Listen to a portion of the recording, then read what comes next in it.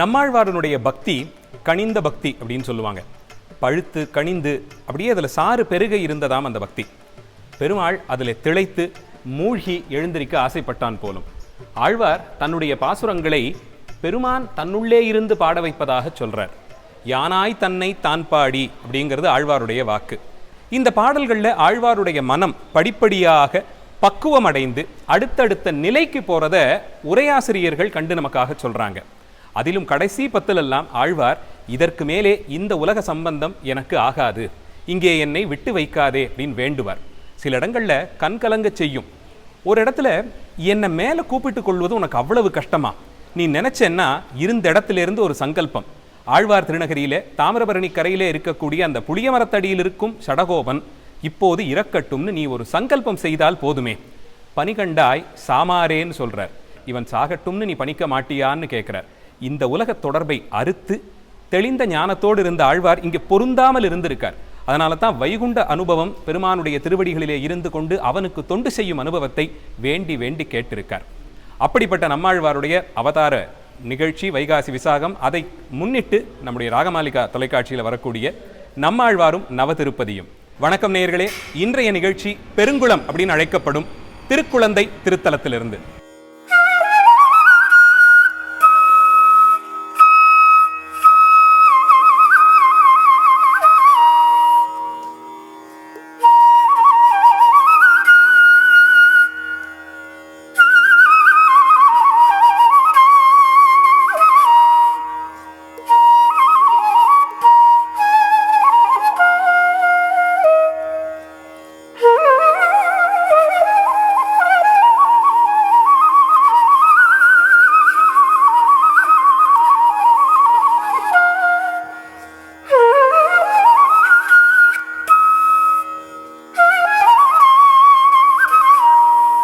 ஆழ்வார் இந்த திருத்தலத்தை திருக்குழந்தை என்ற பெயரில் அழைத்தாலும் இன்னைக்கு பெருங்குளம்னு தான் இந்த ஊரை சொல்றோம்.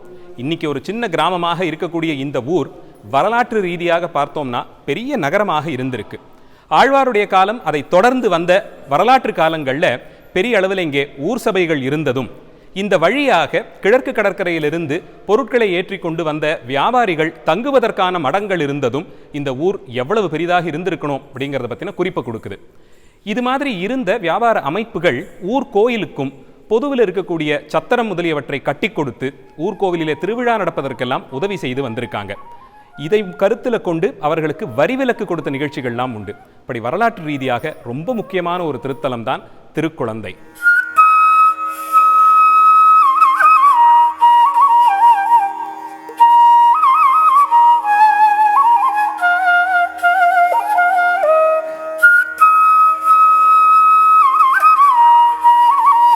இந்த திருத்தலம் புராண காலத்தில் தடாகவனம் அப்படிங்கிற பேரில் ஒரு காடாக இருந்தது. இங்கே வேதசாரன்கிற பேரில் ஒரு அடியவரும் அவருடைய மனைவி குமுதவல்லியும் வசித்து வந்தாங்க. பெருமான் பேரிலே கொண்டிருந்த அன்பினாலே இந்த ஆலயத்தில் இருக்கக்கூடிய பெருமானை வழிபட்டு வந்தாங்க. அவர்களுக்கு பல நாட்களாக குழந்தை வரம் இல்லாமல் இருந்து திருமாலினுடைய அருளாலே கமலவதி என்ற பெயரோடு ஒரு பெண் குழந்தை பிறக்கிறது. பக்தியோடு வளர்க்கப்பட்ட அந்த பெண் திருமணம் செய்து கொண்டால் பெருமானை தான் திருமணம் செய்து கொள்ளுவேன்னு ஒரு சங்கல்பம் செய்து அவளும் கடுமையான தவத்தில் ஈடுபட்டாள். அவளுடைய தவத்தை ஏற்றுக்கொண்ட திருமாலும் ஒரு நல்ல நாளில் அவளை தன்னுடைய மனைவியாக ஏற்றுக்கொண்டு மார்பிலே இருத்தினபடி கமலவதியோடு வேதசாரனுக்கும் குமுதவல்லிக்கும் காட்சி கொடுத்து அருளினார். அவர்களுக்கு எடுப்பிக்கப்பட்ட இந்த ஆலயம் இங்கே வேதசாரன் பலகாலம் தங்கி தொடர்ந்து பெருமானை வழிபட்டும் வந்தார். அப்படி அவர்கள் வாழ்ந்து வந்த காலத்தில் அஸ்மாசுரன்கிற பேரில் ஒரு அசுரன் அவன் குமுதவல்லியை கடத்திக்கிட்டு போயிடுறான். குமுதவல்லியை எங்கே தொலைத்தோம்னு தெரியாமல் வேதசாரன் பெருமானிடத்தை விண்ணப்பம் வைத்து என்னுடைய மனைவியை காப்பாற்றி கொடுக்கணும்னு பெருமானிடத்தை கதறி அழறார். அவர்களுடைய குறையை தீர்க்க திருமாலும் உடனடியாக கருட வாகனத்திலே ஆரோகணம் செய்து இமயமலை சாரலுக்கெல்லாம் சென்று அங்கே குகையிலே அடைபட்டு கிடந்த குமுதவல்லியை விடுவிக்கிறார்.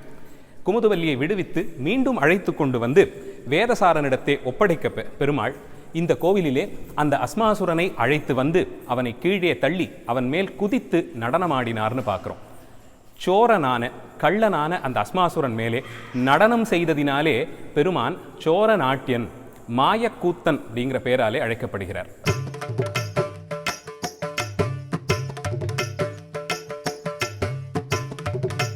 நம்மாழ்வார் இந்த தலத்து பாசுரத்தில் நாயகியாக தன்னை பாவனை செய்து கொள்ளுகிறார். கூடச் சென்றேன் இனியன் கொடுக்கேன், பல்வளையார் முன் பரிசழிந்தேன். அவன் கூப்பிட்டான், அவன் கூடவே போயிட்டேன். ஒரு பெண்ணாக என்னால் இதுக்கு மேலே என்ன செய்ய முடியும்? இனிமேல் எனக்கு கொடுப்பதற்கு எதுவுமே இல்லை. இந்த நிலையில் என்னை தனியாக விட்டுட்டு போயிட்டான். வளையல் அணிந்த என்னுடைய தோழிகள் எல்லாம் என்னை கிண்டல் செய்கிறார்கள். தோழிகள் எல்லாம் வளையல் போட்டிருக்கிறத எதுக்கு அவ்வளோ குறிப்பாக சொல்லணும்? ஆழ்வார் காதல் வயப்பட்டிருந்ததுனால அவர் அணிந்திருந்த வளையல் எல்லாம் உடல் மெலிந்து போனதுனாலே கையிலிருந்து வழுக்கி விழுந்து விட்டதாம். அதனாலே நாயக்கியான ஆழ்வார் வளையல் போட்டுக்கல. தோழிகள்லாம் நல்லா சௌக்கியமாக சந்தோஷமாக இருக்காங்க. அவங்க யாரும் காதல் வயப்படலையே, அதனால் அலங்காரம் பண்ணிக்கிட்டு அழகாக இருக்காங்களாம். இதெல்லாம் யாரால் நடந்ததுன்னா, மாடக் கொடிமதில் தென் குழந்தை வன் குடபால் நின்ற மாயக்கூத்தன். இந்த மாயக்கூத்தன் ஒரு பெருமாள் இருக்கார். அவரிடத்தை ஆசை வைத்ததினாலே எனக்கு இந்த நிலை வந்தது அப்படின்னு பாடி காதல் நோய் தன்னை படுத்திய பாட்டினையும் பெருமாள் அவரை எப்படியெல்லாம் அலக்கழித்தார், எதற்கு அலக்கழித்தாருங்கிறதெல்லாம் தெளிவுபடுத்துறார். கூடச் சென்றேன் கூடச் சென்றேன் இனி என் கொடுக்கேன், கோல்வளை நெஞ்சத் தொடக்கமெல்லாம் பாடற்று ஒழிய இழிந்து வைகள் பல்வளையார் முன் பரிசழிந்தே,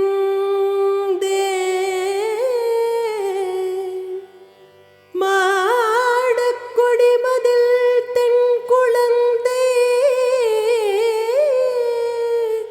வன்குடபால் நின்ற மாயக்கூத்தன், தென் குழந்தை வன்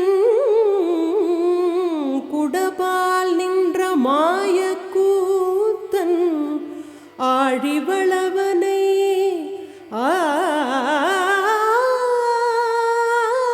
ஆதரித்தே.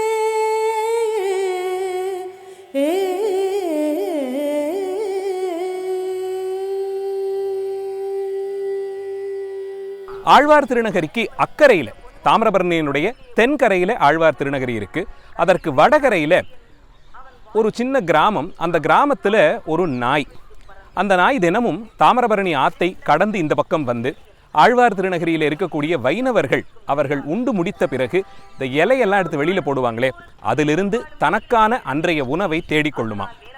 ஆழ்வார் திருநகரி வைணவர்கள் ஆழ்வாருடைய பிரசாதமாக உண்ட அந்த சாப்பாட்டினுடைய மீதியை இந்த நாய் தினமும் சாப்பிட்டு வந்தது. அப்படி இருக்க ஒரு நாள் ஆத்தை கடந்து அந்த நாய் வரும் பொழுது ஆற்றிலே ஏற்பட்ட வெள்ளத்திலே அடித்து கொண்டு போனது. எல்லோரும் காண அந்த நாயும் ஸ்வர்க்கத்திற்கு போனதாம். வைணவர்கள் ஆழ்வாருடைய அடியார்கள் அவர்கள் உண்ட எச்சிலை உண்ட நாய்க்கும் ஸ்வர்க்கம் கிடைத்ததென்றால் ஆழ்வார்களுடைய பக்தர்கள் பெறக்கூடிய பேற்றை எவ்வளவுன்னு சொல்ல முடியும் நாம. வைகாசி விசாகம் நம்முடைய யாத்திரையினுடைய அங்கமா 3வது நாள். நாளைக்கு நாம தரிசிக்கவிருக்கும் திருத்தலம் இரட்டை திருப்பதி. 2 அழகான கோயில்கள், வரலாறு, கட்டிடக்கலை இதெல்லாம் பார்க்க போறோம். நாளைக்கு எங்களோடு நீங்களும் இணைந்து பிரயாணம் பண்ணுங்க. நன்றி, வணக்கம்.